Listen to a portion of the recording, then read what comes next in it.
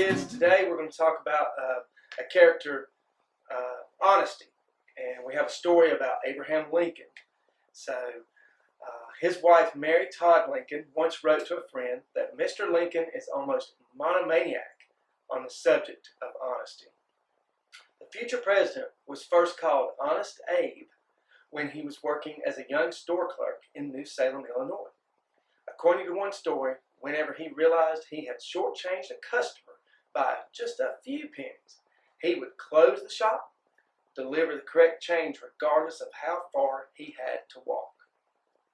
People recognized his integrity and were soon asking him to act as judge or mediator in various contests, fights, and arguments.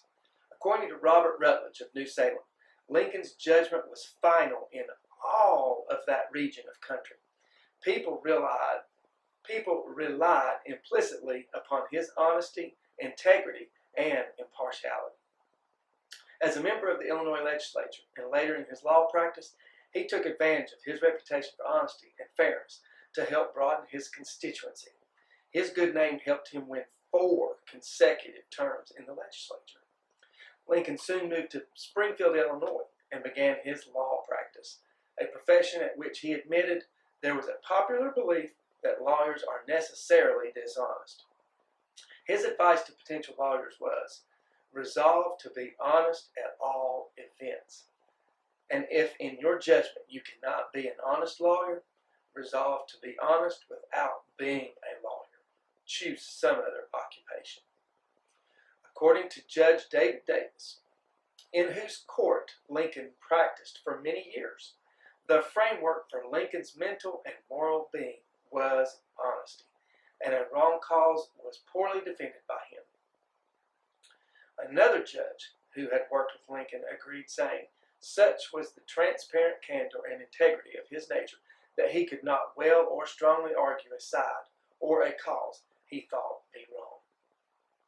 Lincoln was ethical not only in his legal dealings with clients, but with his personal relationships.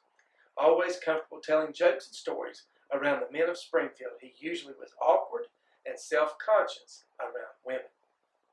In Lincoln's early political years, he wrote, I want in all cases to do right, and most particularly so in all cases with women. This was a principle to which he remained true all of his life. Today, historians tell us there is not a single credible story of Lincoln's being unfaithful to his wife. The Reverend Albert Hale of Springfield's First Presbyterian Church said, Abraham Lincoln has been here all the time, consulting and consulted by all classes, all parties, and all subjects of political interest, with men of every degree of corruption, and yet I have never heard even an enemy accuse him of intentional dishonesty or corruption.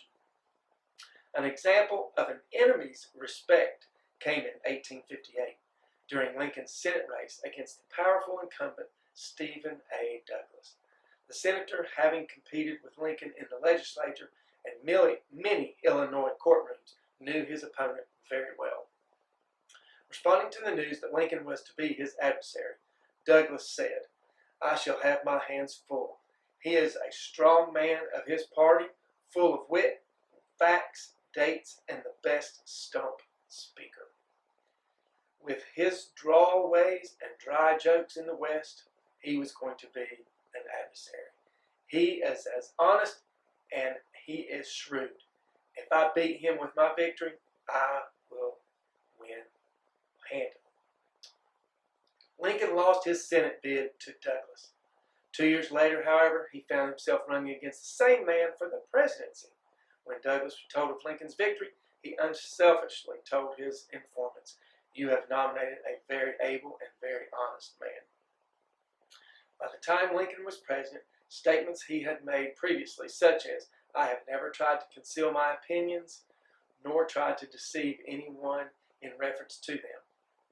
And another statement, I am glad of all support I can get anywhere if I can get it without practicing any deception to obtain it. Those statements had become a source of strength for him as a leader. Everyone, even his bitterest political opponents, knew exactly where they stood with Lincoln. because he didn't have to waste time convincing his opponents of his sincerity. He was able to devote his energies to solving political issues and winning the war.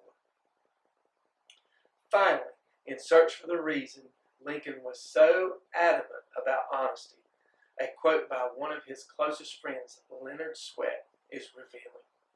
He believed in the great laws of truth, the right discharge of duty, his accountability to God, the ultimate triumph of the right, and the overthrow of wrong.